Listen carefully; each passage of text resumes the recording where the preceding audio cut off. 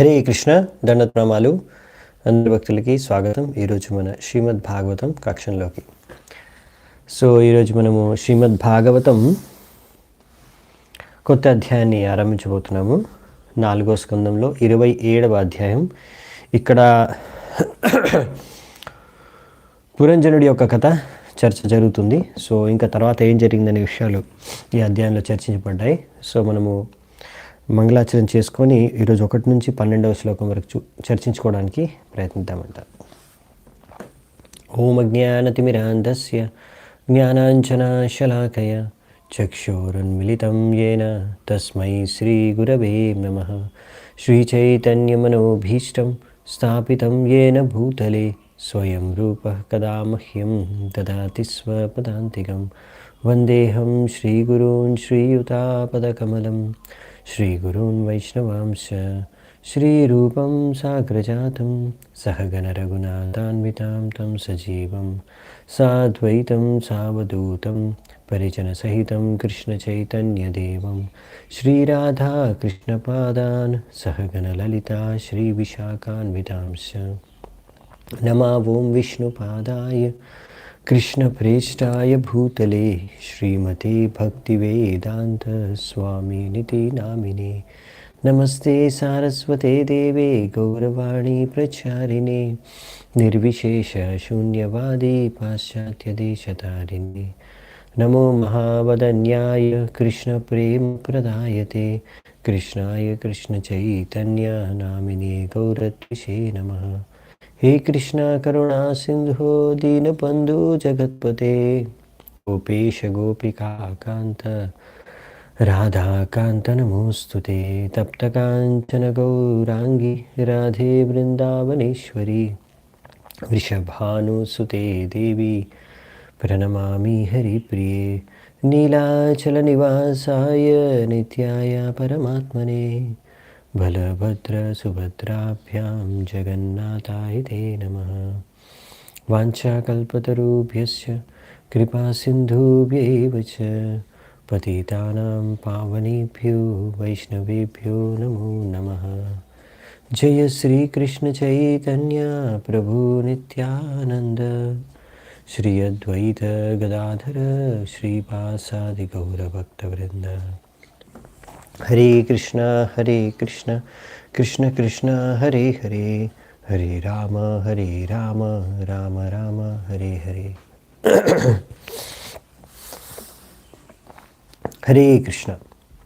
27వ అధ్యాయం మొదటి శ్లోకం నుంచి మనము మొదలు పెడదాము.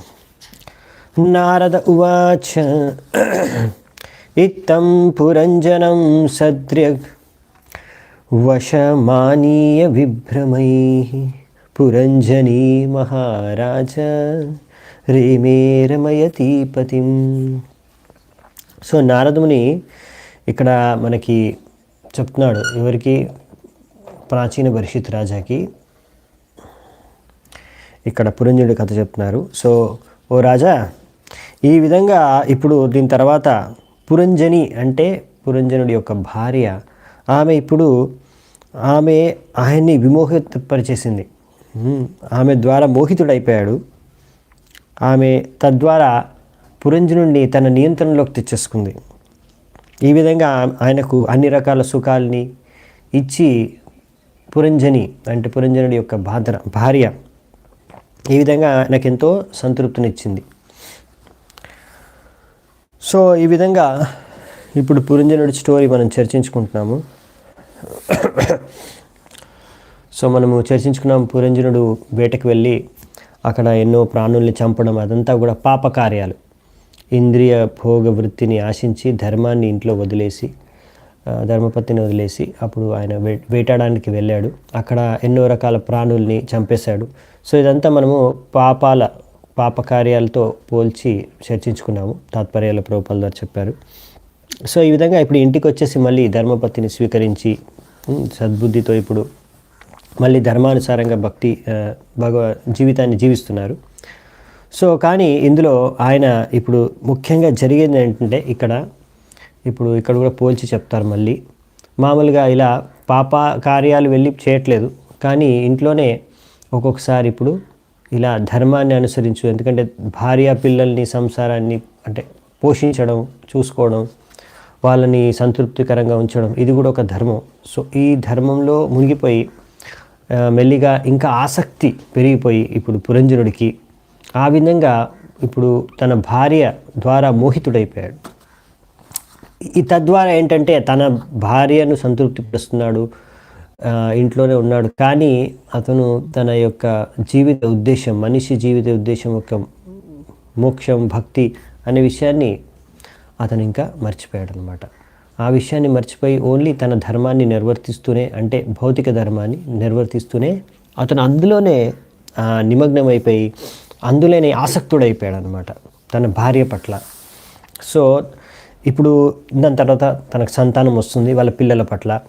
సో మామూలుగా ఏంటంటే ఒక వ్యక్తి, సాధారణమైన వ్యక్తి, ఒక వ్యక్తి బాధ్యతాయుతంగా జీవించిన వ్యక్తి ఈ భౌతిక ప్రపంచంలో ఎలా తన సంసారం, భార్య పిల్లల పట్ల ఆసక్తి పెరిగిపోయి ఆయన అలాగే ఈ భౌతిక ప్రపంచంలోనే ఈ యొక్క జన్మ మృత్యు జరా వ్యాధి చక్రంలోనే తిరుగుతూనే ఉండిపోతాడు అనే విషయాన్ని ఇక్కడ మనకి నారదముని ఈ పురంజనుడి యొక్క కథ ద్వారా తెలియజేస్తున్నాడు అనమాట. తప్పకుండా ముందు పురంజనుడు వెళ్ళి వేటకు వెళ్ళి ఎన్నో పాపకార్యాలు చేస్తున్నాడు, ఎన్నో ప్రాణుల్ని వధిస్తున్నాడు, ఎన్నో పశువుల్ని వధిస్తున్నాడు, చంపేశాడు. సో దానికన్నా ఇది మేలు, ఇది బెటరు. సో ఇప్పుడు ఇంటికి వచ్చేసి మళ్ళీ ఆయన స్నానం చేసి సరైన పదార్థాలని స్వీకరించి తినేసి తర్వాత తన భార్య దగ్గరికి వెళ్ళి ఇప్పుడు సరైన చేతనతో సంసార జీవితాన్ని కొనసాగిస్తున్నాడు. సో ఈ విధంగా ప్రభుపాల్ వారు ఇక్కడ రాస్తున్నారు ఏంటంటే ఈ విధంగా ధర్మానుసారంగా వివాహం చేసుకొని సంసారాన్ని జీవితంలో వేదాల అనుసారంగా జీవిస్తే అది చాలా బెటరు. పాపాలతో ఏమాత్రం వేదశాస్త్రాలను అనుసరించకుండా జీవించే కన్నా ఇలా వివాహం చేసుకొని భార్యాభర్తలు కలిసి కృష్ణ భక్తి చేసుకొని జీవించడం చాలా బెటర్, అది చాలా మంచిది. సో అదే ఇక్కడ చెప్తున్నారు ప్రభుపాల్ వారు. అలా వివాహం చేసుకొని భార్యాభర్తలు ఇద్దరూ కూడా కృష్ణ భావనామృతంలో కలిసి ప్రశాంతంగా ఉండొచ్చు, జీవించవచ్చు, అది చాలా మంచిది. That is very nice. కానీ ఒకవేళ భర్త కనుక భార్య పట్ల చాలా ఎక్కువగా ఆసక్తి పెరిగిపోయింది అనుకోండి, భౌతిక ఆసక్తి, తద్వారా ఏమవుతుందంటే అతను తన జీవిత ఉద్దేశాన్ని, మనిషి జీవిత ఉద్దేశాన్ని, లక్ష్యాన్ని మర్చిపోతాడు. తద్వారా ఏమవుతుందంటే ఇంకా మళ్ళీ భౌతిక ప్రపంచంలోనే ఈ కర్మబంధంలో చిక్కుకొని అందులోనే ఉండిపోతాడు అనమాట. అందుకని రూప గోస్వామి మనకేం చెప్పారంటే మన ఆచార్యులు, అనాసక్తస్య విషయాన్. సో మనం ఎప్పుడైనా సరే ఈ విషయ వస్తువుల పట్ల ఆసక్తిని పెంపొందించుకోకూడదు. అంటే ఇప్పుడు భార్యాభర్తలు మరి కలిసి జీవించాలి, కానీ వాళ్ళు జీవించడంలో ముఖ్యంగా ఈ మైథునం పట్ల ఆసక్తి పెంచుకొని ఈ మైథునం చేసుకోవడం కోసమే జీవిస్తే ఇంకా వాళ్ళు ఆధ్యాత్మిక జీవితంలో ప్రగతి సాధించలేరు. సో అందుకనే వీళ్ళు అలా మైథునం పట్ల ఆసక్తి లేకుండా భార్యాభర్తలు కలిసి జీవించాలి. దేనికోసం? ఆధ్యాత్మిక జీవితంలో, భక్తి జీవితంలో ఉన్నతి సాధించడం కోసం. ఇలా ఒక భార్యాభర్తలు జీవిస్తూ భక్తి కలిసి చేసుకుంటే, ముందుకు వెళ్తే అప్పుడు అది చాలా మంచిది. ఆ విధంగా ఇద్దరు కూడా ఇలా కలిసి భక్తి చేసుకోవచ్చు వేదిక శాస్త్రాల అనుసారంగా, అప్పుడు అది మంచిది. కానీ ఒకవేళ భర్త ఎక్కువగా భార్య పట్ల భౌతికంగా మైథునం చేసుకోవడానికి ఎక్కువగా ఆసక్తి పెంచుకుంటే అప్పుడు అది ఆ యొక్క పొజిషన్ అది చాలా ప్రమాదకరం. ఆధ్యాత్మిక జీవితంలో ఇంకా ప్రగతి సాధించలేరు. అదే విషయాన్ని చెప్తున్నారనమాట. అందుకనే చాణక్య పండిత్ అన్నారు, భార్య రూపవతి శత్రు. ఒకవేళ భార్య రూపవతి అంటే చాలా మంచి రూపం, మంచి సౌందర్యం కలిగి ఉంటే తో అప్పుడు అలాంటి భార్య శత్రువు. ఎందుకంటే ఆ విధంగా అతను ఇంకా ఎక్కువ ఆసక్తి పెంచుకొని తన భార్య పట్ల మోహితుడైపోయి ఈ భౌతిక ప్రపంచంలో ఉండిపోగలడని. అందుకనే ఈ విధంగా జాగ్రత్తగా ఉండాలి. రజోగుణం తమోగుణం చేత ప్రభావితం కాకుండా భర్త ముఖ్యంగా ఆయన సత్వగుణంలో ఉండాలి, సత్వగుణంలో ఉండి భక్తి చేసుకోవాలి. తద్వారా ఉంటే ఏంటంటే భక్తి చేసుకోవడానికి అనుకూలమైన పరిస్థితి అన్నమాట. ఈ విధంగా అప్పుడు కలిసి భార్యాభర్తలు ఇద్దరు కూడా భక్తి జీవితంలో ప్రగతి సాధించవచ్చు. కానీ ఒకవేళ అలా కాకుండా భర్త భార్య పట్ల వ్యామోహంతో, ఆసక్తితో, ఆమె యొక్క ఆధీనంలో బతికితే, ఆయన యొక్క సత్వగుణాన్ని త్యాగం చేసేసి రజోగుణానికి తమోగుణానికి బానిసలైపోయి ఇంకా భార్య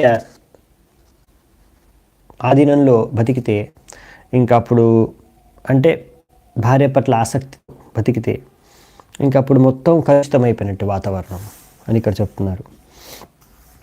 అందుకనే ఉద్దేశం ఏంటంటే ఇలా వైదిక శాస్త్రానుసారంగా భార్యాభర్తలు వైవాహిక జీవితాన్ని జీవించడం పాపాలతో నిండిన జీవితం కన్నా చాలా మేలు. కానీ ఇందులో కూడా ఒక ప్రమాదం ఉంది. ఏంటి అంటే ఒకవేళ ఈ విధంగా భర్త భార్య చేతిలో కీలుబొమ్మగా మారిపోయాడు అనుకోండి. ఎందుకు అంటే ఆసక్తి, మైథునం పట్ల, భౌతిక దేహం పట్ల, స్త్రీ యొక్క భౌతిక దేహం పట్ల, స్త్రీ సుఖం పట్ల ఆసక్తి కలిగి ఆ భర్త ఆమె చేతిలో కీలుబొమ్మ అయిపోయాడు అనుకోండి. అప్పుడు ఇంకా రజోగుణం తమోగుణం ప్రభావం చేత ఆయన జీవిస్తాడు ఆ యొక్క గుణాల ప్రభావంలో. సో అప్పుడు ఇంకా మళ్ళీ భౌతిక జీవితంలోనే భౌతికంగానే వాళ్ళు బందీ అయిపోయి ఇక్కడే ఉండిపోతారనమాట. అందుకనే ఈ మనిషికి, వ్యక్తికి, భర్తకి ఏం చేయాలి? అందుకనే వేదిక్ సిస్టంలో వర్ణాశ్రమ సిస్టంలో ఏముంటుంటుండే, అందుకనే రికమెండ్ చేశారు. వ్యక్తి 50 సంవత్సరాలు అయిపోయిన తర్వాత ఇంకా సంసారం చేసుకుంటూ కూర్చోకుండా దాని తర్వాత వానప్రస్థ తీసుకోవాలి. అంటే మైథున జీవితం నుంచి ఇంకా త్యాగం చేసేసి దాని తర్వాత మెల్లిమెల్లిగా సన్యాసం కూడా తీసుకోవాలని ఎందుకు చెప్పారంటే ఎందుకే. ఎందుకంటే ఈ ఆసక్తిని అందుకే పెంపొందించుకోకూడదు. ఒకవేళ ఒక వ్యక్తి భౌతిక ఆసక్తిని పెంపొందించుకుంటూ స్త్రీ వ్యామోహంలోనే జీవితాన్ని జీవిస్తున్నాడు అనుకోండి, అప్పుడు అతని తర్వాత వానప్రస్థ కూడా తీసుకోలేడు, సన్యాసం కూడా తీసుకోలేడు. ఎందుకంటే అది వానప్రస్థ తీసుకోవాలంటే ఆయన ముందు ఆసక్తిని తగ్గించుకోవాలి, లేకపోతే నియంత్రించుకోగలగాలి, లేకపోతే భౌతిక ఆసక్తి కాకుండా ఆధ్యాత్మిక ఆసక్తిని పెంపొందించుకోవాలి జీవితం అంతా. సో అందుకనే వివాహం జరిగిన తర్వాత, వివాహానికి ముందు కూడా వాళ్ళకి శిక్షణ ఇస్తారు, ట్రైనింగ్ ఉంటుంది. దాని తర్వాత వివాహం జరిగిన తర్వాత కూడా వాళ్ళు వైవాహిక జీవితంలో కూడా ఆసక్తి పెంచుకుంటూ పోకూడదు, ఆసక్తిని తగ్గించుకుంటూ పోవాలి. ఆధ్యాత్మిక ఆసక్తి, భక్తి పట్ల ఆసక్తి అది పెరుగుతూ ఉండాలి. అప్పుడు 50 ఏళ్ళ తర్వాత వాళ్ళు ఎంతో సులువుగా వానప్రస్థ జీవితాన్ని స్వీకరించగలరు. అదే ఇక్కడ చెప్పారనమాట. సో ఇక్కడ ఇప్పుడు పురంజనుడు ఏంటంటే తన భార్య పట్ల మోహితుడైపోయి ఆమె పట్ల ఆసక్తితో ఇప్పుడు బందీ అయిపోతాడు అనమాట, భౌతికంగా బందీ అయిపోతున్నాడు. ఆ విధంగా ఎలా అయిపోతాడు అనే విషయాన్ని ఇక్కడ నారదుడు వివరిస్తున్నాడు. అంటే మామూలుగా ఒక సాధారణ వ్యక్తి భౌతిక ప్రపంచంలో ఎలా బందీ అయిపోతాడు, దీని నుంచి ఎలా బయటపడాలి, అదే అన్నమాట మొత్తం ముఖ్యమైన ఉద్దేశం ఇక్కడ పురంజనుడి కథ చెప్పడానికి ప్రాచీన భవిష్యత్తుకి రాజాకి. స రాజా మహిషీం రాజన్ సుష్ణాతాం రుచిరాననాం కృతస్వస్త్యయనాం తృప్తాం అభ్యనందత్ ఉపాగతాం. సో ఈ విధంగా రాణి ఆమె స్నానం చేసి ఆమె మంచి దుస్తుల్ని ధరించి ఇంకా మంచి మంచి ఆభరణాలతో అలంకరించుకొని దాని తర్వాత ఆహారం తీసుకొని ఇంకా సంతృష్టి చెంది అప్పుడు రాజు దగ్గరికి వచ్చిందంట, పురంజనుడి దగ్గరికి. ఆమెని ఈ విధంగా ఎంతో అలంకరణతో ఆభరణాలతో బాగా ఆభూషితమైన తన భార్యను చూసి, ఆమె యొక్క ముఖాన్ని చూసి ఈ పురంజనుడు ఆమెకి స్వాగతం పలికాడు. సో ఈ విధంగా ఇక్కడ ఏంటంటే ప్రభుపాదుల వారు కొన్ని విషయాలు కూడా చెప్తారు గృహస్థులకి. సో మామూలుగా ఇలా స్త్రీలు అంటే భార్యలు సరే బాగా స్నానం చేసి సరైన దుస్తులు ధరించి బాగా అలంకరించుకొని ఫ్రెష్గా కనిపించాలి. ఎప్పుడైనా భర్త ఇప్పుడు రోజంతా బయట పనిచేసి తిరిగి వస్తాడు కదా, అప్పుడు ఆయన ముందు కరెక్ట్గా ఆయనకి సంతృష్టి కలిగించే విధంగా అలంకరించుకొని వ్యవహరించాలి. తద్వారా ఏంటంటే భర్త భార్యని అలా చూసినప్పుడు ఆయన ఎంతో సంతృప్తి చెందుతాడు మనసులో. తద్వారా ఆయన బుద్ధి పనిచేస్తుందన్నమాట. ఎలా ఇప్పుడు ఈ జీవితాన్ని, వైవాహిక జీవితాన్ని జీవించాలి సరిగ్గా అనే విషయాన్ని ఆలోచిస్తాడు. సో ఇంకా ఎలా ఈ సంసారాన్ని నడపాలి దాని గురించి ఆలోచిస్తాడు అనమాట సరైన పద్ధతిలో. లేకపోతే ఒకవేళ ఆయనకి ఎప్పుడు టెన్షన్లో ఉన్నాడు అనుకోండి భర్త, ఎలా ఈ ఫ్యామిలీ నడపాలి, ఎలా పాలన పోషణ చేయాలి, అప్పుడు ఆయన బాధ్యతల్ని సరిగా నిర్వర్తించుకోలేకపోతాడు. ఆయన మనస్సు ఎప్పుడు విచలితమై టెన్షన్లో ఉంటే. అందుకే ఆయన ప్రశాంతంగా ఉండడానికి, ఆయన ప్రశాంతంగా ఉండేలా భార్య వ్యవహరించాలన్నమాట. అప్పుడు అలా వ్యవహరిస్తే భార్య భర్తకి ఒక ప్రేరణగా ఉంటుంది. అప్పుడు భర్త సరైన బుద్ధి, ఆయన మనస్సు శాంతంగా ఉంటుంది, బుద్ధి సరిగా పనిచేస్తుంది. అప్పుడు వాళ్ళిద్దరు కలిసి ఈ విధంగా సంసార జీవితంలో బాగా ముందుకెళ్ళగలరు, భక్తి కూడా చేసుకోగలరు తర్వాత. సో ఈ విధంగా ఇక్కడ వర్ణించారు ప్రభుపాదుల వారు తాత్పర్యంలో. తయోపగూఢ పరిరబ్ధ కంధరో రహోను అపకృష్ట చేతన నకాలరంహో బుబుదే దురత్యయం దివానిషేతి ప్రమదా పరిగ్రహ. సో ఇది 3వ నంబర్ శ్లోకం. ఇక్కడ పురంజని రాణి ఇప్పుడు రాజుని అంటే పురంజనుడిని కౌగిలించుకొని ఈ విధంగా ఆయనతో మాట్లాడి, సో ఏకాంతంలో ఆయన్ని సంతృప్తిపరుస్తుంది. ఈ విధంగా ఆమెతో పాటు, భార్యతో పాటు పురంజనుడు ఎన్నో రోజులు, ఎన్నో దినాలు, ఎన్నో రాత్రులు గడిపేస్తూ ఉన్నాడనమాట. సో ఈ విధంగా జీవితం గడిచిపోతూ ఉంది, ఏ లాభం లేకుండా పురంజనుడిది. ఇప్పుడు తన భార్య యొక్క తో కలిసి ఆయన రోజులు గడిపేస్తున్నాడు, ఆమెతో పాటు భోగిస్తూ. సో ఇక్కడ కానీ ఏం లాభం జరగట్లేదు, రోజులు గడిచిపోతున్నాయి, సమయం అయిపోతుంది, కానీ ఏం లాభం లేదు, ఏం లాభం పొందకుండానే. సో అందుకనే ఇక్కడ ఇది చెప్పారన్నమాట. ఇక్కడ ఒక ప్రమద అని ఒక శబ్దాన్ని, ఒక వర్డ్ని ఉపయోగించారు. సో ఈ అందమైన భార్య భర్తకి 2 విధాలుగా పనిచేస్తుంది. ప్రమద అంటే 2 అర్థాలు ఉన్నాయి దీనికి. ఒకటి ఏంటంటే ఆయనకి అది మంచి ప్రేరణ ఇచ్చి ఆయనకి ఎన్లైవనింగ్, అంటే ఆయనకి బాగా జ్ఞానోదయం చేసే విధంగా వ్యవహరించవచ్చు. లేకపోతే ఆయనను మత్తెక్కించేసి ఇంకా భౌతిక ఆసక్తి పెంపొందించేలా చేసేయచ్చు.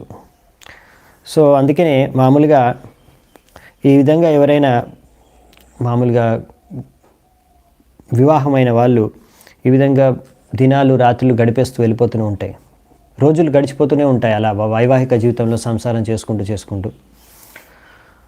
సో అది ప్రతిరోజు ఇలా గడిచిపోయిన కొద్దీ యాక్చువల్లీ వాళ్ళ యొక్క ఆయువు, జీవితం యొక్క ఆయువు తగ్గిపోతూ ఉంటుంది, క్షీణించిపోతూ ఉంటుంది.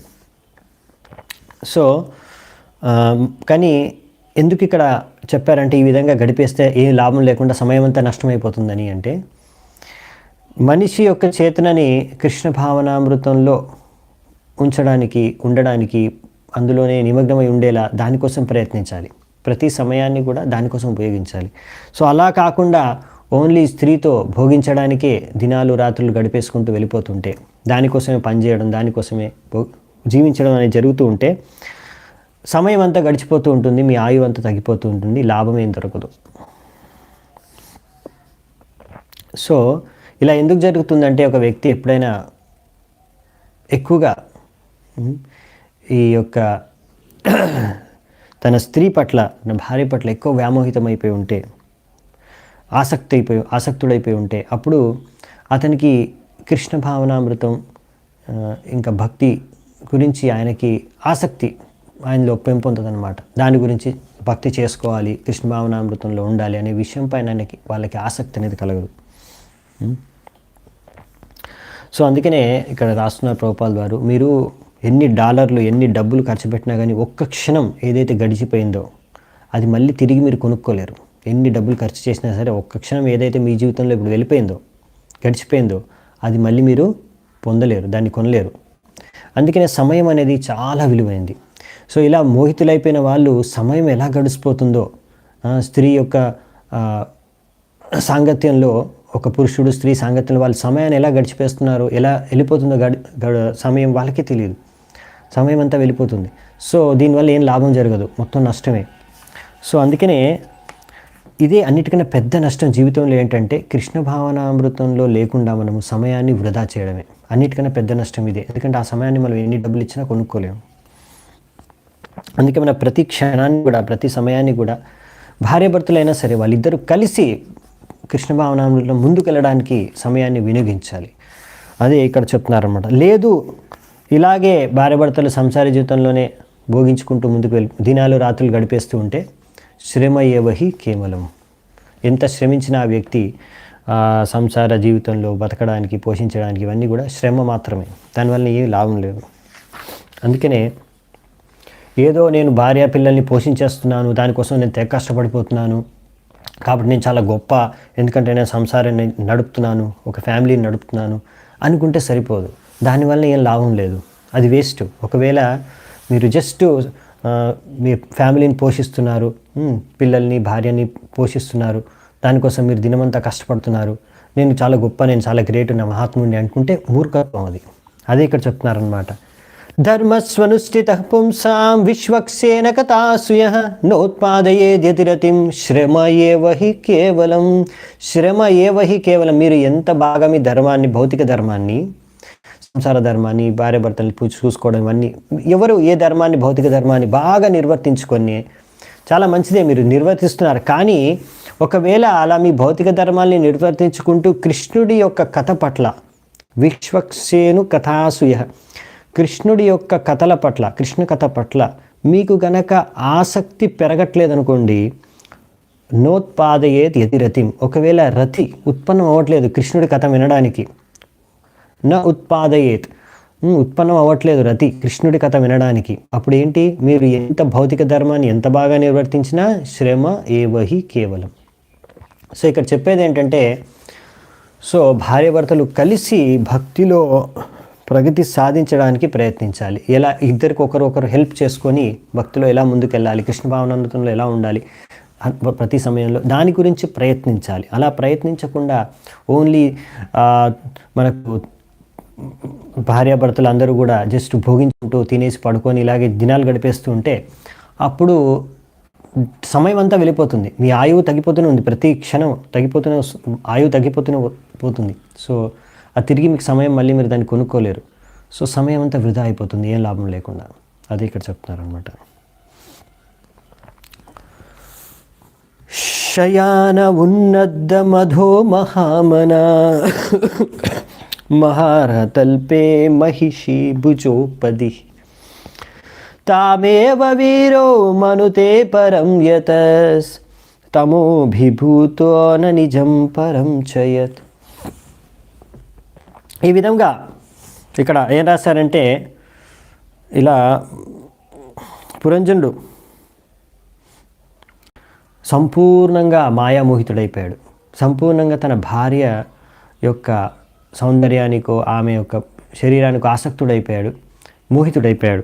అలా మోహితుడైపోయి ఇంకా భార్య యొక్క చేతుల్ని ఆయన తన తలని ఎప్పుడు చేతులపైనే పిల్లోలాగా పెట్టుకొని, అంటే ఎప్పుడు ఇంకా ఆయన తన భార్య యొక్క చేతుల్లోనే ఉండిపోయాడనమాట. ఇంకా భార్యని సంతృప్తిపరచడమే నా యొక్క జీవిత లక్ష్యం, ఇదే నా జీవిత ఉద్దేశం అన్నట్టుగా ఆయన మొత్తం తమోగుణం చేత ప్రభావితమైపోయి ఇక్కడ రాశారు. ఆయన ఇంకా ఆత్మసాక్షాత్కారం అంటే ఏంటి, అసలు భగవంతుడు అంటే విషయాల గురించి పట్టించుకోకుండా ఇప్పుడు సంపూర్ణంగా భార్యతో పాటే భార్యతో ఆమె యొక్క వ్యామోహంలోనే జీవించేస్తున్నాడు అనమాట, గడిపేస్తున్నాడు సమయాన్ని.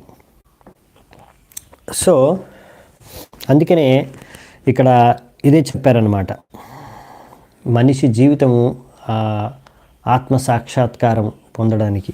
సో ముందు ఒక వ్యక్తి అర్థం చేసుకోవాలి, నేను ఆత్మ శరీరం కాదు, అందరూ ఆత్మలే, అందరూ భగవంతుడి నుంచే సృష్టింపబడ్డారు, అందరూ కూడా భగవంతుడి యొక్క దాసులు, భగవంతుడికి మనం సేవ చేసుకోవాలి, అలా మనం శుద్ధపరచుకోవాలి మన చేతనని, తర్వాత మనం భగవద్ధామాన్ని తిరిగి వెళ్ళాలి అనే విషయాన్ని ఒక వ్యక్తి ప్రతి జీవితంలో అర్థం చేసుకొని దాని గురించి ప్రయత్నించాలన్నమాట. అలా కాకుండా ఒకవేళ ఒక వ్యక్తి దానికోసం ఏం చేయాలి మరి? ఇప్పుడు ఇక్కడ రాశారు కదా, ఈ వ్యక్తి పురంజనుడు తన భార్య పట్ల ఆసక్తుడైపోయి ఆమెను సంతృప్తిపరచడానికి ఆమెకు సేవ చేసుకుంటూ జీవిస్తున్నాడే. తద్వారా ఏం జరుగుతుంది అంటే, తమో ద్వారం యోషితాం సంగి సంగం. సో ఇక్కడ మనకు భాగవతంలో చెప్పారు, మహత్సేవాం ద్వారం అహుర్విముక్తే స్తమోద్వారం యోషితాం సంగి సంగం. మహత్సేవ, మహత్ అంటే మహాత్మకు సేవ చేయడం ద్వారా మనకి ఏం జరుగుతుందంటే అహుర్విముక్తే, విముక్తికి ద్వారం తెరుచుకుంటుంది. మీరు ముక్తి పొందాలనుకుంటే భౌతిక ప్రపంచంలో, భౌతిక జీవితం నుంచి, ఈ జన్మమృత్యు జరావ్యాధి చక్రం నుంచి సాధువులకి, మహాత్ములకి, భక్తులకి సేవ చేసుకోవాలి. శుద్ధ భక్తులకి సేవ చేసుకోవడం ద్వారా మనకి ముక్తికి మార్గం, ముక్తికి తలుపులు తెరుచుకుంటాయి, ద్వారం తెరుచుకుంటుంది. అలా కాకుండా తమో ద్వారం యోషితాం సంగి సంగం, స్త్రీలు లేకపోతే స్త్రీ పట్ల ఎక్కువగా సాంగత్యం చేసే వ్యక్తులతో మనం కనుక ఎక్కువగా సాంగత్యం చేస్తే, వారితో మనం సాంగత్యం చేస్తే అప్పుడు తమో గుణం ద్వారం తెరుచుకుంటుంది, అంటే నరకానికి వెళ్తాం అనమాట తమో ద్వారం ద్వారా. సో మరి ఎవరితో సాంగత్యం చేస్తే దాని ప్రకారం మీరు ఆ యొక్క ద్వారాలు తెరుచుకుంటాయి, నెక్స్ట్ జీవితంలో ముందుకి ఆ ద్వారాల ద్వారా ఆ యొక్క గమ్యాలని చేరుకుంటారు. సో అందుకని ఒకవేళ మహాత్ములతో మీరు సాంగత్యం చేస్తే తిరిగి భగవద్ధామానికి వెళ్ళిపోవచ్చు. ఓన్లీ స్త్రీ సాంగత్యం, స్త్రీ వ్యామోహంతో బతుకుతున్న కొంతమంది, చాలామంది ఎప్పుడు స్త్రీల గురించి చింతిస్తూ ఉంటారు, స్త్రీ గురించి ఆలోచిస్తూ ఉంటారు, స్త్రీని ఎలా భోగించాలని ప్లాన్లు వేసుకుంటూ ఉంటారు. ఇలాంటి వాళ్ళతో కూడా సాంగత్యం చేస్తే మీరు నరకానికి దారం తెరుచుకుంటుంది, నరకానికి వెళ్తారు. అది ఇక్కడ చెప్పారు భాగవతంలో. సో ఇప్పుడు ముఖ్యంగా ఈ యొక్క కలియుగంలో, ఆధునిక యుగంలో ముఖ్యంగా జనాల యొక్క చేతన ఇక్కడ ప్రభుపాల ద్వారా రాశారు. వైన్, ఉమెన్ అండ్ ఫ్లెష్ అంటే ఎప్పుడు మందు తాగడం, స్త్రీని భోగించడం, మాంసాన్ని తినడం, దీని గురించి ఎక్కువగా జనాలు ఆలోచిస్తున్నారు. ఎక్కడ మందు దొరుకుతుంది, ఎక్కడ స్త్రీ దొరుకుతుంది, ఎక్కడ మాంసం దొరుకుతుంది భోగించడానికి, వాళ్ళ చేతన అంతా దీంతోనే నిండిపోయి ఉంది. అందుకనే వాళ్ళు ఆత్మ సాక్షాత్కారం గురించి ఆలోచించట్లేదు, భక్తి జీవితంలో ముందుకు వెళ్ళడానికి ప్రయత్నించట్లేదు, ఆసక్తే చూపించట్లేదు భక్తి జీవితం పట్ల. ఎందుకంటే వీటితోనే వాళ్ళ చేతన నిండిపోయింది కనుక వాళ్ళు కృష్ణుడి గురించి ఆలోచించుకోలేకపోతున్నారు. సో ఇలా కొంతమంది, చాలామంది అంటే బయట భౌతిక ప్రపంచంలో ఉండే వ్యక్తులు ఎప్పుడు స్త్రీని భోగించడం కోసం ఆలోచించుకుంటూ ఉంటారు. వాళ్ళ యొక్క హృదయంలో, మనస్సులో ఇలా ఎప్పుడు ఇదే చింతనలో ఉండే వ్యక్తులు అలా ప్రభుపాదులు రాస్తున్నారు. అలా స్త్రీ గురించి ఎప్పుడు చింతిస్తున్నారు, ఎలా భోగిస్తున్నారు అంటే భోగించడంతో సమానం. అందుకనే ఒక వ్యక్తి ఎప్పుడు స్త్రీ, డబ్బు, దీనికోసమే ఆలోచిస్తూ ఉండడం ద్వారా అతను ఇంకా ఎప్పుడు ఈ భౌతిక ప్రపంచంలోనే భౌతికంగా భోగించడానికి ప్రయత్నిస్తూ ఆలోచిస్తున్న వ్యక్తి ఇంకా ఆత్మసాక్షాత్కారం గురించి ఎప్పుడు ఆలోచించలేడు. అందుకే అతను అటువంటి వ్యక్తి అయోగ్యుడైపోతాడు ఆధ్యాత్మిక జీవితంలో ఉన్నతి సాధించడానికి. తయైవం రమమాణస్య కామకష్మలాచేతసః క్షణార్ధం ఇవ రాజేంద్ర వ్యతిక్రాంతం నవం వయః. సో ఇక్కడ ఏం చెప్తున్నాడంటే, ఓ ప్రాచీన పరిస్థితి రాజా, నారదుడు చెప్తున్నాడు ప్రాచీన పరిస్థితుడికి, ఈ విధముగా పురంజనుడు అతను సంపూర్ణంగా ఇప్పుడు అతని హృదయం మొత్తం కామము తో నిండిపోయింది. ఈ విధంగా అతను ఇప్పుడు తన భార్యతో భోగిస్తున్నాడు, మైథునం చేస్తున్నాడు. ఈ విధంగా అతని మొత్తం యవ్వనం, జీవితం అంతా కూడా క్షణంలో, ఒక అరక్షణంలో ముగిసిపోయింది. అంటే ఇలాంటి జీవితంలో, మైథున జీవితంలో మునిగిపోయిన ఈ వ్యక్తి ఎవరైనా సరే వారి సమయం ఎలా వెళ్ళిపోతుందంటే చాలా ఫాస్ట్గా వెళ్ళిపోతుంది. వాళ్ళ యవ్వనం వెళ్ళిపోతుంది, యవ్వనం ఖతం అయిపోతుంది. సో అందుకనే మన ఒక ఆచార్యులు గోవిందదాస్ ఠాకూర్ అనే ఈ పాడారు, యదన యౌవన పుత్ర పరిజన ఎతకే అచి పరతిరే కమల దళ జల జీవన తలమల భజహు హరిపద నీతిరే అని ఏమంటున్నాడంటే, సో ఈ విధంగా ఈ యవ్వనము, జీవితం అంతా కూడా ఈ మైథునం, ఈ సుఖం వెనక వెళ్ళిపోతే మొత్తం సమయం అంతా వెళ్ళిపోతుంది, వృధా అయిపోతుంది. సో అందుకనే ఇదంతా కమల దళజల జీవన తలమల, ఈ జీవనం అంతా కూడా ఇలా వ్యర్థమైపోతుంది. సో అందుకనే హరికి భజన చేసుకోవాలి.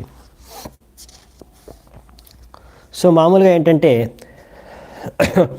యవ్వనంలో ఉన్నప్పుడు స్త్రీని భోగించాలి, అన్ని రకాల వస్తువుల్ని భోగించాలి. రూపం, గంధ, స్పర్శ, రుచి, శబ్దం, ఇలా 5 మన ఇంద్రియాలు ఉన్నాయి కదా, జ్ఞానేంద్రియాలు 5, అన్నిటి ద్వారా విషయ వస్తువుల్ని భోగించాలి అన్ని రకాలుగా అనే ప్రయత్నం యవ్వన వయసులో ప్రతి ఒక్కరూ చేయడానికి ప్రయత్నిస్తారు. ప్రభుపాల ద్వారా చెప్తున్నారన్నమాట. అలా మంచి మంచి రూపాన్ని చూడడం, ఇలా టీవీ న్యూస్ ఇవన్నీ, లేకపోతే టీవీ, రేడియో, అప్పుడు రేడియో ఉండేది, ఇప్పుడు టీవీ కూడా ఉంది, ఇంకా ఇంటర్నెట్ కూడా ఉంది. సో ఇలా యూట్యూబ్, లేకపోతే వేరే అన్ని సినిమాలు, ఇంకా చాలా ఏవైతే చూడడం, వినడం, పాటలు వినడం, లేకపోతే ఈ విధంగా మంచి మంచి సుగంధిత వస్తువుల్ని సుగంధం తీసుకోవడం, ఇలా మంచి మంచి వస్తువుల్ని స్పర్శించడం. సో ఈ విధంగా అందుకనే వాళ్ళు స్త్రీని భోగించడం, ఈ విధంగా అన్ని రకాలుగా భోగించడానికి ప్రయత్నిస్తారు. ఇలాంటివి మనిషి సమాజంలో లేనిది. పశువులు కూడా ఇలాగే ఆలోచిస్తాయి. అవి కూడా తన ఇంద్రియాలని భోగించడానికి వాళ్ళు జీవిస్తుంటాయి, పశువులు కూడా. అందుకనే ఇక్కడ మనుషులకి కొంచెం నియంత్రణ అవసరం. కొన్ని విధి విధానాలు ఇచ్చారనమాట. ఇవన్నీ కొంచెం నియంత్రించుకోవడానికి, ఇంద్రియాలని భోగించే పద్ధతిని కొంచెం నియంత్రించడానికి. ఎందుకంటే ఇందులో నిమగ్నం అయిపోతే, ఇలా ఆ నియంత్రణ లేకుండా ఇంద్రియాలని భోగించుకుంటూ వెళ్ళిపోతే ఒక వ్యక్తి ఇంకా ఆధ్యాత్మికం గురించి ఎప్పుడు ప్రగతి సాధించలేడు, ఆధ్యాత్మిక విషయాల గురించి ఆలోచించలేడు, ఆత్మసాక్షాత్కారం గురించి ఆలోచించలేడు. అతని చేతన ఇంకా అందులో ఎప్పటికీ అటువైపు వెళ్ళదనమాట. అందుకనే ఇక్కడ ఇంద్రియాలని నియంత్రించాలి. ఇంద్రియాలని నియంత్రిస్తేనే భోగించడంలో అప్పుడే ఒక వ్యక్తి భగవంతుడి గురించి, జీవిత ఉద్దేశం గురించి ఆలోచించగలడు. అది ఉద్దేశం శాస్త్రాల్లో. ఎందుకు ఇన్ని నియమాలు, నిబంధనలు అంటే దీనికోసమే అన్నమాట. లేకపోతే మనకి పశువులకి తేడా లేదన్నమాట. వాటికి ఏమి నియమాలు ఉండవు. సో అవి ఎలా భోగించాలనుకుంటే అలా భోగించుకుంటూ వెళ్ళిపోతాయి. సో అందుకని ఇక్కడ విషయం ఏంటంటే, సమయం ఎవరి కోసం ఆగదు. యవ్వనం అనేది క్షణాల్లో ఇలా భోగించుకుంటూ వెళ్ళిపోతే క్షణంలో ముగిసిపోతుంది.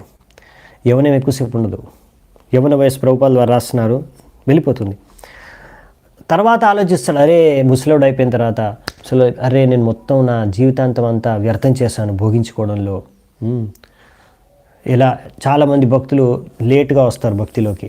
చాలామంది చూసాం, ఎవరైతే లేటుగా వచ్చారో, యవ్వన వయసు అయిపోయిన తర్వాత, లేకపోతే వృద్ధాప్యంలో వచ్చిన వాళ్ళందరూ నేను చిన్నప్పటి నుంచి భక్తి చేసుకుంటుంటే బాగుండేది, నేను యవ్వన వయసు అంతా నేను వృధా చేసేసాను, ఇలా మొత్తం సంసార జీవితంలోనే అప్పుడు ఏమీ భక్తి చేసుకోలేదు, ఇప్పుడు మొత్తం వయసు అయిపోయింది, ఇప్పుడు ఏమైనా చేద్దాం అనుకుంటే కూడా ఏమీ చేయడానికి సామర్థ్యం లేదు అని బాధపడుతూ ఉంటారు. ఇలా బాధపడుతున్నా కానీ చాలాసార్లు నేను కొంతమందిని చూశాను.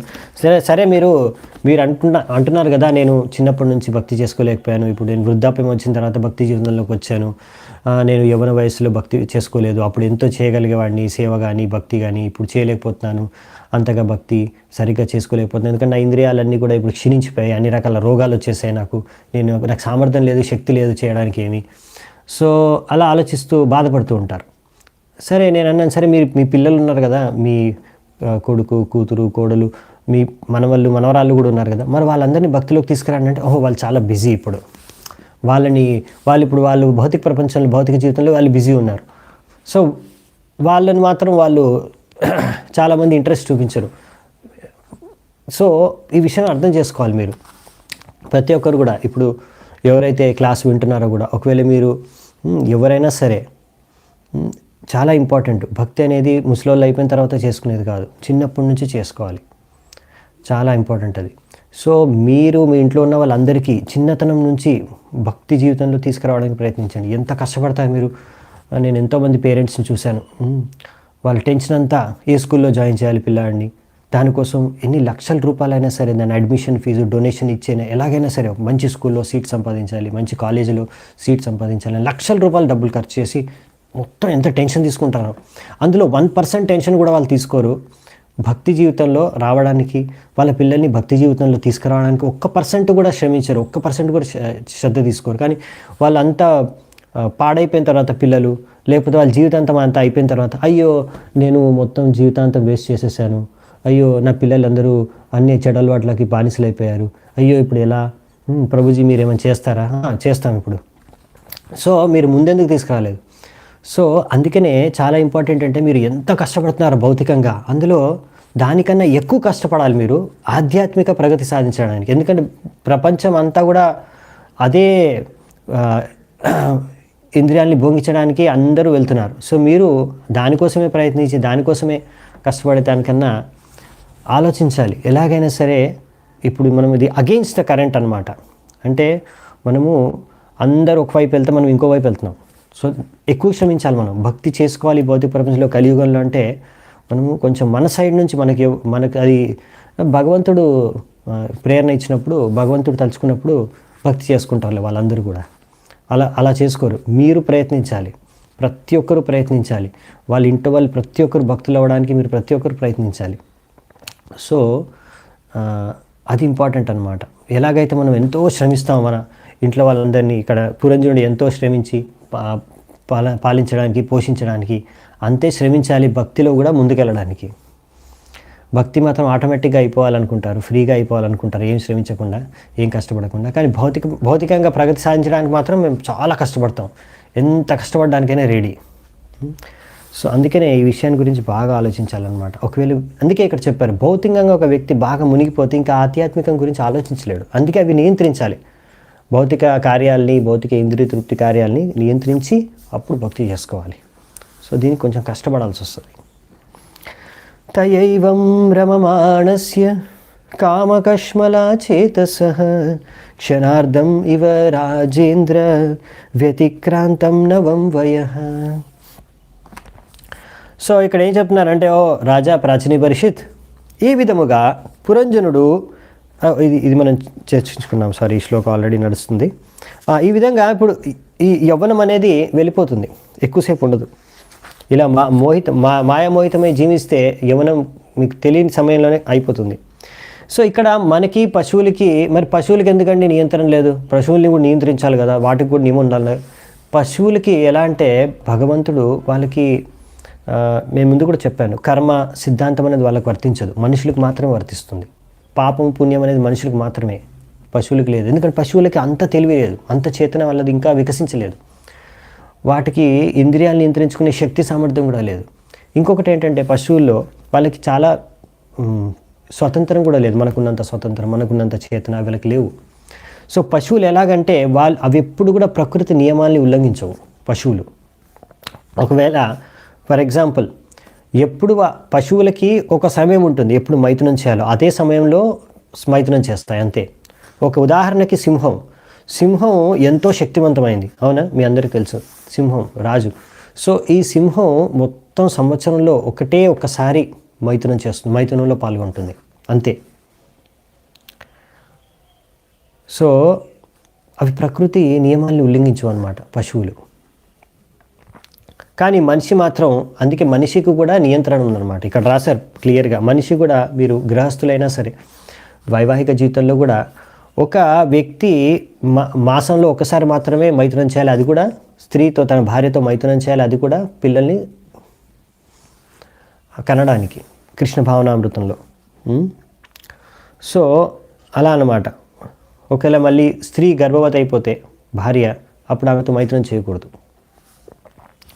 సో ఇవన్నీ మను సంహితలో రాశారనమాట, నియమాలన్నీ కూడా. ఒక గృహస్థుడు కానీ ఒక వ్యక్తి కానీ ఎలా ఏ ధర్మాన్ని ఎలా నియమాల్ని పాటించాలనేది. సో మనం ఈ నియమాల్ని పాటించకపోతే మనం పాపాలు చేస్తున్నట్టే, పాపాలు చేస్తూ జీవితాన్ని జీవిస్తున్నట్టే. తస్యాం అజనయత్ పుత్రాన్ పురంజనయాం పురంజనః శతాన్యేకదశా విరాట్ ఆయుషోర్ధం మతాత్యగాత్. నారదముని ప్రాచీన పరిస్థితికి చెప్తున్నాడు. ఈ విధంగా ఎంతో పెద్ద ఆయువు, విరాట్, మొత్తం జీవితకాలం అంతా ఎంతో పెద్దది జీవితకాలం. అందులో పురంజనుడు ఇలా ఆయన మొత్తం జీవితకాలంలో 1100 పుత్రుల్ని కన్నాడంట తన భార్య గర్భం నుంచి. పురంజని గర్భం నుంచి కన్నాడు. ఈ విధంగా ఆయన సగం జీవితం అంతా తన సంతానాన్ని కనడంలోనే ఆయన సగం జీవితం వెళ్ళిపోయిందంట. అలాగే సగం జీవితం గడిపేశాడు, సగం జీవితం ఇందులో వెళ్ళిపోయింది. సో ఇక్కడ చెప్తున్నారనమాట. అందుకనే మామూలుగా ముందు సగం జీవితం అంటే ముందు ఎలాగంటే 100 ఏళ్ళు బతికేవాళ్ళు. 100 ఏళ్ళు బతికితే అందులో 50 సంవత్సరాలు వాళ్ళు వైవాహిక జీవితంలో ఉండేవారు, గృహస్థ జీవితంలో పిల్లల్ని కనేవాళ్ళు. ఇంకా 50 తర్వాత వాళ్ళు కనేవాళ్ళు కాదు, వానప్రస్థ తీసుకునేవాళ్ళు. కానీ ఇవాళ రేపు ఇంకా ఒకటేంటంటే 100 ఏళ్ళు బతకట్లేదు, తొందరగా చనిపోతున్నారు, ఇంకా వానప్రస్థ తీసుకోవట్లేదు. ఎన్ని రోజులు వీలైతే అన్ని రోజులు ఈ మైథున సుఖాన్ని భోగించడానికి ప్రయత్నిస్తూ జీవిస్తున్నారు. సో అందుకనే ఇంకా ముందు చూడండి, ఇప్పుడు ఇంతమంది పిల్లల్ని కనేవారనమాట. ముందు ఎటువంటి కాంట్రాసెప్టివ్ మెథడ్స్ అంటే పిల్లల్ని కనకుండా రకరకాల ప్రయత్నాలు ఏవి చేసేవారు కాదనమాట. ఓన్లీ ఇప్పుడు ఏంటంటే జనాలు భోగించాలి కానీ పిల్లల్ని కనకూడదు, మైథునం చేయాలి కానీ పిల్లల్ని కనకూడదు. పిల్లల్ని కనకుండా మైథునం చేసుకుంటూనే వెళ్ళిపోవాలి, ఆ ఉద్దేశంతో జీవిస్తున్నారు. కానీ ముందు అలా కాదనమాట. ఇప్పుడు పురంజనుడు 1100 మంది పిల్లల్ని అంటే కొడుకుల్ని కన్నాడు, ఇంకా 110 మంది పుత్రి అమ్మాయిల్ని కూడా కంటాడు అనమాట. సో ఆ సమయంలో అలా రకరకాల విధాలుగా పిల్లల్ని కనకుండా ఏవి కార్యాలు చేసేవారు కాదనమాట. కాంట్రాసెప్టివ్ మెథడ్స్ అంటే ట్యాబ్లెట్లు వేసుకోవడం, కాండమ్స్ యూజ్ చేయడం, ఇవన్నీ చేసేవారు కాదనమాట. సో పిల్లల్ని కనేవారు. పిల్లల్ని కని వాళ్ళని కృష్ణ భావనృతంలో పెంచడం వాళ్ళ బాధ్యత. సో ఇలా పిల్లల్ని కనకుండా మనము భోగించాలి అని చేసే ప్రయత్నమే ఒక పాపకార్యం అనే విషయాన్ని ఇక్కడ ప్రభుపాల ద్వారా తాత్పర్యంలో రాస్తున్నారు. అందుకని శ్రీమద్ భాగవతం చాలా హెవీ అనమాట. మీరు అనుకోవచ్చు ఏంటివి ఇన్ని విషయాలు చెప్పేస్తున్నారు ప్రభుపాల ద్వారా. ఇవన్నీ ప్రభుపాల ద్వారా ఇంకా ఇక్కడ భాగవతంలో ఇచ్చారు ఇవన్నీ. సో భాగవతంలో ఎన్ని విషయాలు ఉన్నాయి, ఇవన్నీ చాలా హెవీ, ఇవన్నీ పాటించడం చాలా కష్టం. అందుకనే మనము తెలుసుకోవాలి అసలు ఫస్ట్ ఆఫ్ ఆల్ ఏంటి సరైన జీవితం విధానం, ఏంటి జీవించే విధానం. తర్వాత ప్రయత్నించడానికి మనం ప్రయత్నించవచ్చు. సో అందుకే ఇక్కడ నుంచి మనము భాగవతం నుంచి నేర్చుకోవచ్చు. కొంచెం హెవీ ఉంటుంది భాగవతం. అందుకని దుహిత్రదశోత్తరశతం పితృమాత్ర యశస్కరై శీలౌధార్య గుణోపేతా పౌరంజనయ ప్రజాపతే. ఇంకా చెప్పాను కదా, నెక్స్ట్ శ్లోకంలో ఇచ్చేశారు. రాజా పచిని పరిషత్ ఈ విధంగా ఇంకా 110 మంది అమ్మాయిల్ని కూడా కన్నాడు. వీళ్ళందరూ కూడా తల్లిదండ్రుల వాళ్ళ అమ్మ నాన్నలాగా మంచి గుణాలు లక్షణాలతో ఎంతో యోగ్యమైన వ్యక్తులు. వాళ్ళందరి యొక్క వ్యవహారం కూడా ఎంతో బాగా ఉంది. జెంటిల్. ఇంకా వాళ్ళందరికీ మంచి గుణ సంపన్నులు అనమాట. వాళ్ళు కన్నా అందరూ కొడుకులు కూతుర్లు అందరూ కూడా. అంటే వీళ్ళందరూ కూడా వైదిక శాస్త్రాల అనుసారంగానే ఇతను ధర్మానుసారంగానే భోగిస్తున్నాడు, లేకపోతే గృహస్థ జీవితాన్ని జీవిస్తున్నాడు పురంజనుడు. అందుకనే అతనికి పుట్టిన సంతానం అంతా కూడా అన్ని మంచి లక్షణాలతో సద్లక్షణాలు ఉన్నాయన్నమాట. అందుకే వీళ్ళు వర్ణసంకర కాదు. ఇలా ఏమాత్రం వైదిక శాస్త్రాల అనుసారంగా గర్భధాన సంస్కారం చేయకుండా మైథునం చేసుకుంటూ అలా పిల్లల్ని కనేస్తూ ఉంటారు కదా, అప్పుడు వర్ణసంకరులు పుడతారనమాట. వాళ్ళకు మంచి లక్షణాలు ఉండవు. ఇలా మంచి లక్షణాలతో పిల్లలు పుట్టారంటే వాళ్ళు సరిగ్గా వైదిక పద్ధతిలో గర్భధాన సంస్కారం చేసి వాళ్ళు పిల్లల్ని కన్నారన్నమాట. సో మీరు ఎంత మంచిగా వైదిక పద్ధతిని పాటించి గృహస్థ ధర్మాన్ని పాటించి వైద్యశాస్త్ర అనుసారంగానే గర్భధారణ సంస్కారం ద్వారానే పిల్లల్ని కన్నా కానీ మైథునం చేయడానికి పట్ల ఆసక్తి, మైథునం జీవితం పట్ల ఆసక్తి అనేది అది ఇంకా ఉంటుంది. ఒకవేళ ఇలా మైథునం పట్ల ఆసక్తి ఉండి మనం పిల్లల్ని కనుక్కుంటూ పోతే ఒకవేళ అప్పుడు అది కూడా పాపపూరితమే, అది కూడా పాపంగానే మనం గుర్తించాలి అనే విషయాన్ని ఇక్కడ ప్రభుపాదుల ద్వారా రాశారు. సో మన జీవిత ఉద్దేశం ఏంటంటే మనకు ఇలా ఇంద్రియాలకి బానిస కాకుండా మనం ఇంద్రియాలకు స్వామి ఇవ్వాలి, గోస్వామి ఇవ్వాలి. సో అందుకనే ప్రతి ఒక్కరు కూడా 50 సంవత్సరాల తర్వాత ఇంకా పిల్లల్ని కన్నా ఆపేసి మెల్లిగా వానప్రస్థ ఆశ్రమాన్ని గ్రహించి మెల్లిమెల్లిగా తర్వాత సన్యాసం కూడా తీసుకోవాలి అని చెప్తున్నారు. సపంచాలపతి పుత్రాన్ పితృవంశ వివర్ధనాన్ ధారై సంయోజయామాస దుహితృ సదృశైర్వరై. దీని తర్వాత పురంజనుడు పాంచాల యొక్క రాజ్యానికి రాజు ఈ విధంగా తన యొక్క ఇప్పుడు వంశాన్ని వృద్ధి చేయడానికి, వంశాన్ని పెంచడానికి ఆయన ఇంకేం చేశాడంటే తన కొడుకులందరికీ కూడా మంచి మంచి అమ్మాయిల్ని చూసి వివాహం చేశాడు. అలాగే తన కూతుర్లను కూడా మంచి మంచి అబ్బాయిల్ని చూసి వాళ్ళకి వివాహం చేశాడంట. ఈ విధంగా వాళ్ళ కొడుకు కూతుర్లు అందరి వివాహం చేశాడు ఇప్పుడు పురంజనుడు. సో ఈ విధంగా వేదిక పద్ధతి ఏంటంటే ప్రతి ఒక్కరు కూడా అలా వివాహం చేసుకోవాలి, అంటే బ్రహ్మచారి, గృహస్థ, వానప్రస్థ, సన్యాస ఆశ్రమం. సో ఇది వేదిక వర్ణాశ్రమ సిస్టమ్ ప్రకారం. సో ఈ విధంగా సో తల్లిదండ్రుల యొక్క కర్తవ్యం వాళ్ళ పిల్లల యొక్క వివాహం చేయడం. సో ఇది కర్తవ్యాన్ని పురంజనుడు నిర్వర్తించాడు అనమాట. అంతేకాని అలా వివాహం చేయకుండా తన పిల్లల్ని అంటే కొడుకుల్ని కానీ కూతుర్లు కానీ విచ్చలవిడిగా వేరే స్త్రీలతోని వేరే పురుషులతోని వివాహం కానీ ముందే సంబంధాలు ఏర్పరచుకోవడానికి తిరగడానికి అనుమతిని ఇవ్వకూడదు, అలా వదిలేయకూడదు వాళ్ళని గాలికి. సో అది పద్ధతి కాదనమాట. ఆ విధంగా ఒకవేళ వాళ్ళు వివాహానికి ముందే సంబంధాలు పెట్టుకొని వాళ్ళ ద్వారా అలా అవైద్య స్త్రీ సంఘం చేసి తద్వారా వర్ణసంకరం అనేది జన్మిస్తుంది అనమాట, వర్ణసంకరం అనేది ఉత్పన్నమవుతుంది. సో అది ఇవాళ రేపు జరుగుతుంది, అది కరెక్ట్ పద్ధతి కాదు. సో అందుకనే సరైన సమయంలో పిల్లలకి పెళ్ళిళ్ళు చేసేయాలన్నమాట తల్లిదండ్రులు. తద్వారా వర్ణసంకరం అనేది పెరగదు. తద్వారా ఏంటంటే ఈ చాలా రకాల సమస్యలు ఏవైతే వస్తున్నాయో సమాజంలో అవి ఉండవు. పుత్రానాం చా భవాన్ పుత్ర ఏకైకస్య శతం యైర్వై పౌరంజనో వంశ పంచాలేషు సమేదితః. ఈ విధంగా మళ్ళీ ఇప్పుడు వాళ్ళ పిల్లలందరికీ పెళ్ళిళ్ళు అయిపోయాయి కదా, అంటే వాళ్ళ కొడుకులందరికీ పెళ్ళిళ్ళు అయిపోయాయి.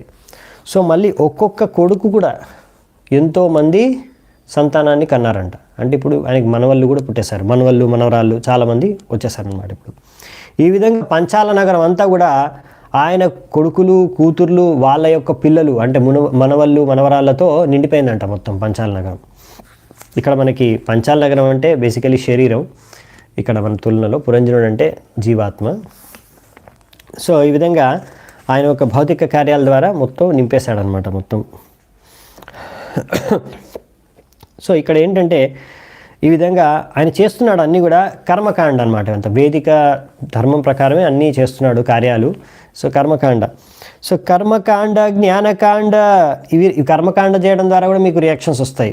ఇవన్నీ కూడా ఏమి ఆధ్యాత్మిక కార్యాలు కావు. సో కాబట్టి మీరు చేసే ప్రతి కార్యానికి ప్రతిక్రియ ఉంటుంది.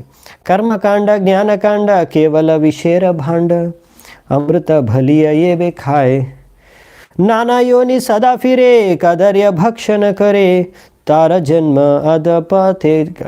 సో ఇక్కడ ఏం చెప్తున్నారంటే నరోత్తమ్ దాస్ ఠాకూర్ ఈ విధంగా రకరకాల ఇలాంటి భౌతిక కార్యాలు, కర్మకాండీయ కార్యాలు, ఇంకా జ్ఞానం మనోకల్పిత జ్ఞానం, ఇవన్నీ రకరకాల విషాల యొక్క పాత్రలు. విషం తాగుతున్నాం అంతే, మేము అనుకుంటాం మేము అమృతం తాగుతున్నాం అని, కానీ యాక్చువల్లీ విషం తాగుతున్నాం. ఎందుకంటే ఈ జ్ఞానకర్మ చేసుకోవడం ద్వారా మనం ఎప్పుడు ముక్తిని సాధించలేము. ఈ యొక్క రకరకాల శరీరాలు మారుస్తూనే తిరుగుతూనే ఉండాలి. సో అందుకని మీరు పుణ్యకార్యాలు చేసిన కర్మకాండీయ కార్యక్రమాలు దాని ద్వారా ఏంటంటే మీరు స్వర్గానికి వెళ్ళొచ్చు, కానీ మళ్ళీ తిరిగి రావాల్సింది ఇక్కడికి మత్తలోకానికి, మళ్ళీ ఇలా రకరకాల శరీరాలు మారుస్తూనే ఉండాల్సి వస్తుంది. కాబట్టి ఈ యొక్క కర్మకాండ ద్వారా మీకు ఈ భౌతిక జగత్తు నుంచి ముక్తి లభించదు, అవునా? అందుకని ఇది విషంతో సమానం. అని చెప్తున్నారనమాట. సో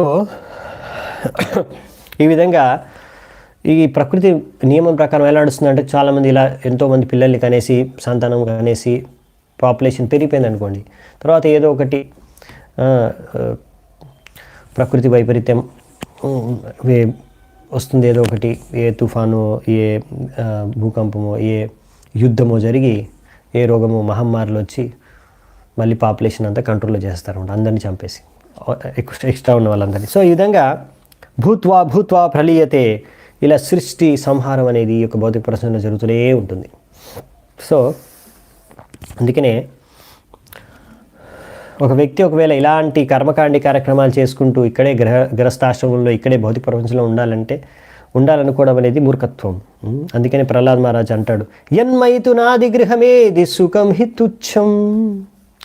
సో ఇది తుచ్చమైన ఈ సుఖం కోసం జనాలు ఇక్కడే ఉండిపోవాలనుకుంటున్నారు, ఈ మైతున సుఖం ఆసక్తులై. తేషు తద్రిక్తహారేషు గృహకోశానుజీవిషు నిరుధేన మమత్వేన విషయేష్వన్వబధ్యత. సో ఇప్పుడు మనవళ్ళు అంటే కొడుకులు మనవళ్ళు వీళ్ళందరూ ఇప్పుడు ఏం చేస్తున్నారంటే, పురంజనుడు ఎంతో సంపాదించి పెట్టాడు కదా, ఆ సంపాదన అంతా వాళ్ళు భోగిస్తున్నారు. ఆయన యొక్క ఇల్లుని కానీ, ఆయన ధనాన్ని కానీ, ఆయన సేవకుల్ని కానీ, ఆయన ఎన్నో సదుపాయాలు ఆయన సృష్టించి పెట్టాడు కదా కష్టపడి పురంజనుడు. ఇప్పుడు పిల్లలు మనవాళ్ళు వీళ్ళందరూ ఏం చేస్తున్నారంటే అవన్నీ భోగిస్తున్నారు అనమాట. కానీ పురంజనుడు వాళ్ళ పట్ల ఎంతో ఆసక్తి, వాళ్ళంతా భోగించి తినేసి హరించేస్తున్నా కానీ వాళ్ళ పట్ల ఆసక్తి కనుక ఆయన అలాగే ఆనందంతో భోగించనివ్వండి అని వదిలేస్తారు అనమాట. సో మామూలుగా ఏంటంటే మీరు అటు ప్రభుపాల్ వారు చెప్తున్నారు, ముందు కాలంలో ఇలా ఎక్కువ ఉండేది. సో వ్యక్తి బాగా సంపాదించే వాళ్ళు అనమాట, కొంతమంది పెద్ద పెద్ద వ్యాపారవేత్తలు కూడా. ప్రభుపాల్ వారు అంటే నేను ఒక వ్యాపారవేత్తను కలిశాను, అతనికి ఎంతో భోగించాలి అనే ప్రవృత్తి. సో అందుకనే అతను 6 మంది భార్యలు, ఆయనకి 6 మంది భార్యల్ని అంటే 6 మందిని పెళ్లి చేసుకున్నాడు ఆ వ్యక్తి. ప్రభుపాల్ వారు నేను అతనితో కలిసి మాట్లాడాను కూడా ఒకసారి.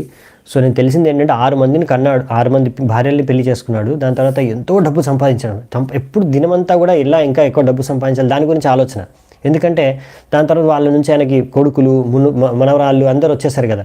ఆయన చింత ఏంటంటే ముసలాడు అయిపోయిన తర్వాత కూడా వీళ్ళందరికీ ఒక్కొక్కరికి 5 లక్షల రూపాయలు ఎలా నేను ఇవ్వగలను.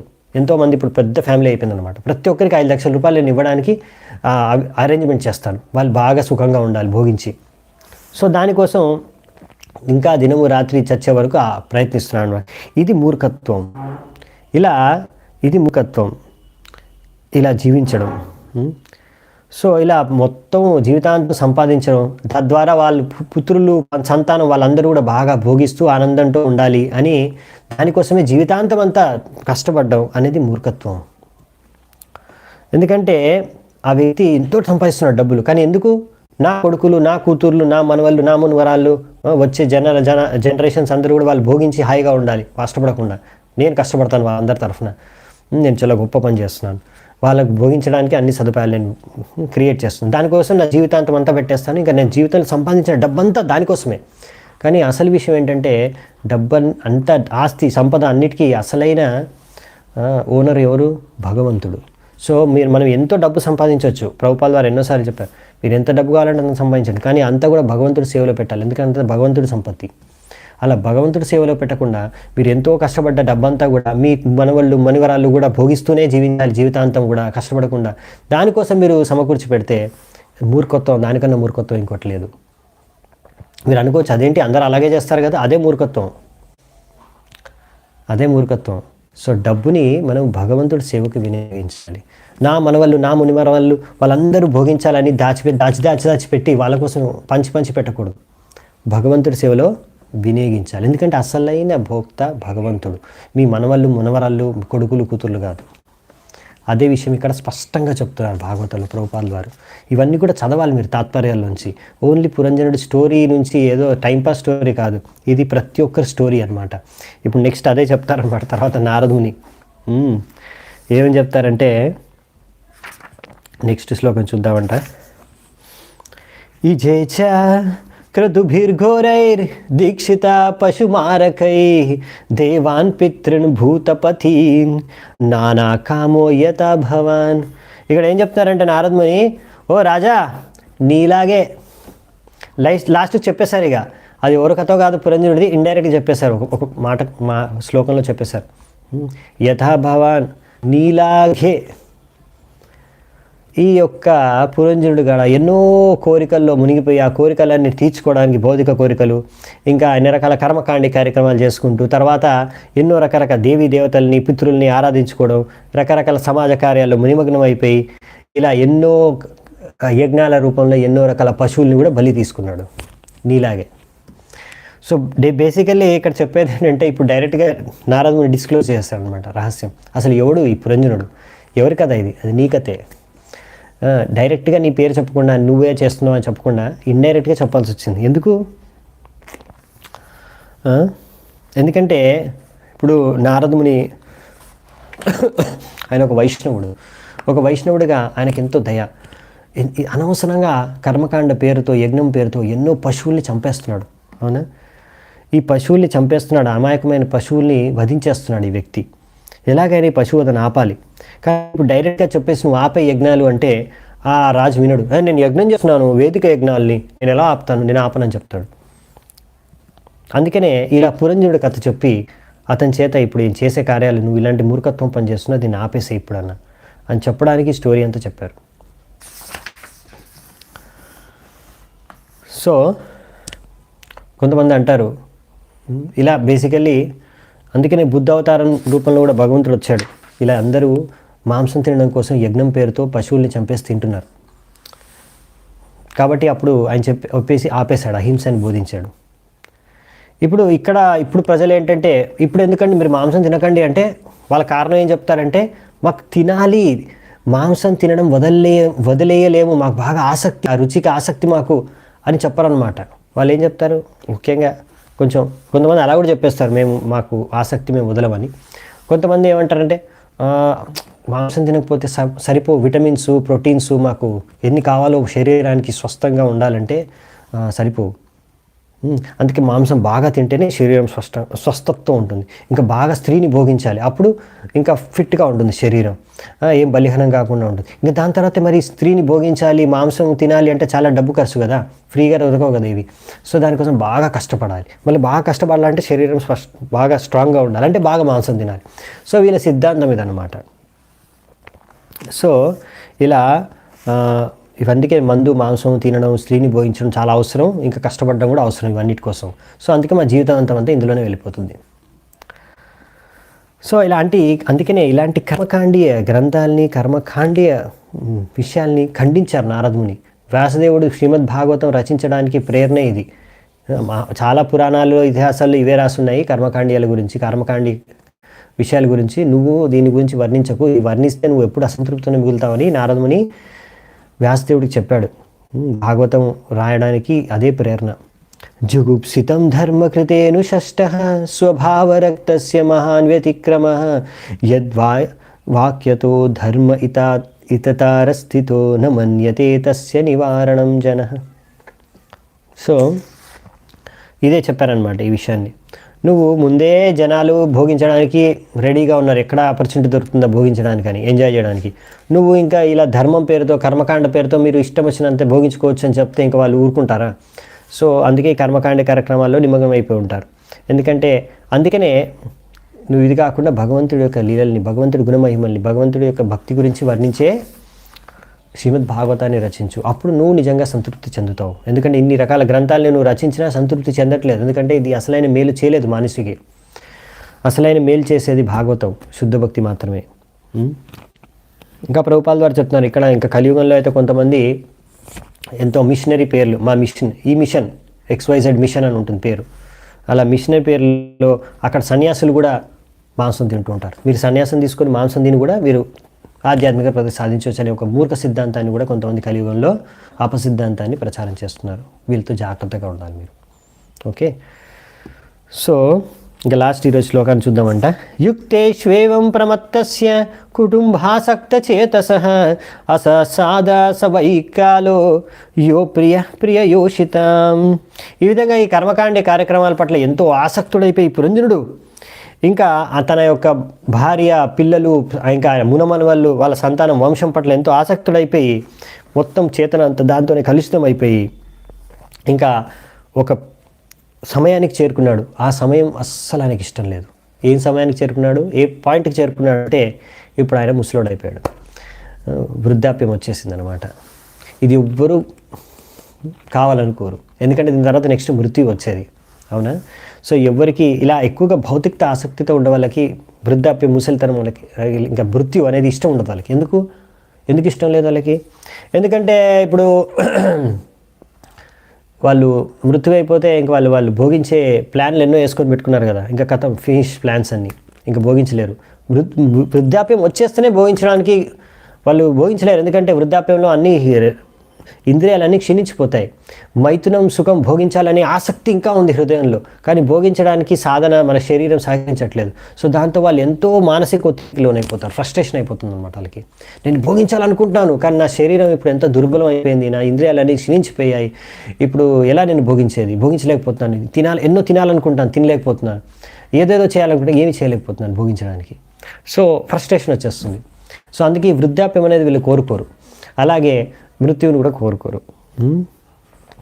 సో ఇప్పుడు ఆ వృద్ధాప్యానికి చేరుకున్నాడు అనమాట పురంజనుడు. మరి దీని తర్వాత ఏం జరుగుతుంది అనే విషయం మనం తర్వాత శ్లోకాల నుంచి చూద్దాం. కానీ దానికన్నా ముందు ఒక మంచి విషయం ఇక్కడ ప్రభుపాల్ ద్వారా ఒక కథ చెప్తారు. ఇక్కడ అదొకటి చూసుకొని ముగిద్దామంట. ఒక ప్రభుపాల్ ద్వారా చెప్తున్నారు, దీనికి సంబంధించి ఒక కథ ఉంది. ఏంటంటే ఒకసారి ఒక సాధువు అతను దారంబడి వెళ్తున్నాడు. దారిలో యువరాజు కలిశాడు. యువరాజు కలిస్తే అతనికి ఆశీర్వదించాడు. ఏమని? నువ్వు ఎల్లప్పుడూ ఇలాగే జీవిస్తుండు కాక అని. తర్వాత ఆ సాధువు వెళ్తుంటే ఇంకో భక్తుడు కలిశాడు దారిలో. ఆ భక్తుడు కలిస్తే ఆయనకు అన్నాడు, నువ్వు చచ్చినా పర్వాలేదు, బతికినా పర్వాలేదు, నీ ఇష్టం, నీకు ఏం జరిగినా పర్వాలేదు అని భక్తుడికి జీవిస్తాడనమాట. ఇంకా ముందుకెళ్తే ఇంకొక బ్రహ్మచారిని చూస్తాడనమాట. బ్రహ్మచారిని చూసి నువ్వు ఇప్పుడే మృతి చెందడం నీకు మేలు అని ఆశీర్వాదం ఇస్తాడు ఆయనకి. దాని తర్వాత ఫైనల్గా ఆయన ఒక వేటగాడిని కలుస్తాడు. వేటగాడిని కలిసి నువ్వు బతికినా వ్యర్థమే, చచ్చినా వ్యర్థమే, నువ్వు బతకూడదు, చావకూడదు అని ఆశీర్వాదం ఇస్తాడు. నువ్వు చచ్చినా లాభం లేదు, బతికినా లాభం లేదు అనేసి ఆశీర్వాదం ఇస్తాడు అనమాట. ఇక్కడ ఏంది ఇలా నలుగురికి 4 రకాల ఆశీర్వాదం ఇచ్చాడంటే పాయింట్ ఏంటంటే ఇక్కడ మామూలుగా ఇప్పుడు యువరాజు అంటే ఆయన దగ్గర ఎంతో రకాల సౌకర్యాలు, సదుపాయాలు ఉన్నాయి భోగించడానికి. సో అతను ఇప్పుడు హాయిగా భోగిస్తూ జీవించవచ్చు. సో ఎన్ని రోజులు యువరాజుగా ఉంటే అన్ని రోజులు భోగించుకుంటూ హాయిగా జీవించవచ్చు. కానీ చచ్చాడనుకో ఇప్పుడు చేసిన పాపాలన్నిటి కర్మాల ఫలితాలను అనుభవించడానికి, శిక్ష పొందడానికి నరకానికి వెళ్ళాల్సి వస్తుంది. ఓకే, సో అందుకే అతనికి యువరాజు కన్నాడు, మీరు ఇలాగే ఉండండి భోగిస్తూ జీవితాన్ని గడిపేయండి. అదే ఒక భక్తుడు కన్నారు, నువ్వు చచ్చినా పర్వాలేదు, బతికినా పర్వాలేదు అని, ఏదైనా నీకు ఒకటే అని ఆశీర్వదిస్తాడు. ఎందుకంటే భక్తుడు ఎప్పుడు భగవంతుడు సేవ చేసుకుంటూ ఉంటాడు. ఈ జీవితంలో అయినా సరే, చచ్చిపోయిన తర్వాత ఆయన భగవద్ధామానికి వెళ్ళి భగవంతుడు సేవ చేసుకుంటూ ఉంటాడు. సో అతనికి ఎప్పుడైనా సేవ చేసుకునేది భగవంతుడికి, ఈ జీవితంలో అయినా, చచ్చిన తర్వాత అయినా, బతికున్నప్పుడైనా. సో అతనికి తేడా లేదనమాట చావు బతుల మధ్యలో. అందుకే నువ్వు చచ్చినా బతికినా పర్వాలేదు, నీకేం అని ఆశీర్వాదం ఇస్తాడు ఆయనకి. ఇంకా బ్రహ్మచారికి చెప్తారు ఇప్పుడే చదివిపోవడం మేలు అని. ఎందుకంటే బ్రహ్మచారి ఆయన చాలా కష్టాలు పడుతున్నాడు, ఎన్నో తపస్సులు చేస్తున్నాడు. సో ఇంకా ఇంత కష్టం పడకన్నా ఇప్పుడు చనిపోయావనుకో, ఇప్పుడు భగవంతుడి కోసం ఇంత తపస్సు చేస్తున్నావు కాబట్టి నువ్వు భగవద్ధామానికి వెళ్ళిపోతావు, అక్కడ సుఖంగా ఉండొచ్చు. ఇంకా లాస్ట్ వేటగాడిని, నువ్వు చచ్చినా బతికినా నీకు వ్యర్థమే, లాభం లేదంటే. ఎందుకంటారంటే ఆ వేటగాడు ఒకవేళ చనిపోయాడు అనుకోండి, ఎన్నో పాపాలు చేస్తాడు, ఎన్నో పశువుల్ని చంపాడు కాబట్టి నరకానికి వెళ్ళి శిక్ష అనుభవించాల్సిందే, ఎన్నో కష్టాలు. కానీ ఇప్పుడు కూడా ఆయన జీవితం అలాగే ఉందన్నమాట. ఎన్నో రకాల కష్టాలు, ఎన్నో రకాల ప్రాణుల్ని చంపుకుంటూ ఎన్నో రకాల కష్టపూరితమైన జీవితాన్ని ఇప్పుడు కూడా జీవిస్తున్నాడు. సో అతనికి ఇప్పుడైనా కష్టమే, తర్వాత అయినా కష్టమే అనమాట. అందుకే సో ఈ విధంగా ముఖ్యమైనది ఏంటంటే చాలామంది ఇక్కడ భౌతికంగా ఆసక్తితో ఉండేవాళ్ళు ఎలాగైనా సరే ఇక్కడే శాశ్వతంగా జీవిస్తూ భోగిస్తూ ఉండాలని కోరుకుంటారు. కానీ అది ఎప్పుడైతే తెలిసిపోతుందో అది కుదరదు. ఇప్పుడు వృద్ధాప్యం వచ్చేసింది, తర్వాత మృత్యు వచ్చేస్తుంది. సో వాళ్ళకి ఎక్కువ టెన్షన్, యాంగ్జైటీ, ఫ్రస్ట్రేషన్ పెరిగిపోతుంది అనమాట. సో ఇప్పుడు ఆ పరిస్థితికి వచ్చేసాడు పురంజనుడు. అందరూ జీవితంలో, భౌతిక జీవితంలో జీవించే వాళ్ళందరూ ఈ పరిస్థితికి రావాల్సింది. సో దీని తర్వాత మరి ఏం జరిగింది? పురంజనుడు ఎలా చచ్చాడు, దాని తర్వాత చచ్చిన తర్వాత మళ్ళీ ఎలా పుట్టాడు, అన్ని విషయాలు, ఇంకా పురంజనుడి స్టోరీ అయిపోలేదు, ఇంకా చాలా ఉంది. సో ఈ అధ్యాయం, నెక్స్ట్ అధ్యాయం కూడా ఉంది. సో మిగతా పార్ట్ ఈ అధ్యాయంలో మళ్ళీ రేపు చర్చించుకోవడానికి ప్రయత్నిద్దామంట. ఈరోజు ఇక్కడ సెలవు తీసుకుంటాను మీ దగ్గర నుంచి. చాలా చాలా ధన్యవాదాలు అందరికీ పాల్గొన్నందుకు. శ్రీల ప్రభుపాద్ కీ జై. గ్రంథరాజ్ శ్రీమద్ భాగవతం కీ జై. సమవేత గౌర భక్త వృంద కీ జై. నితాయ్ గౌర్ సీతనాథ్ ప్రేమనందే. హరి హరి బోల్.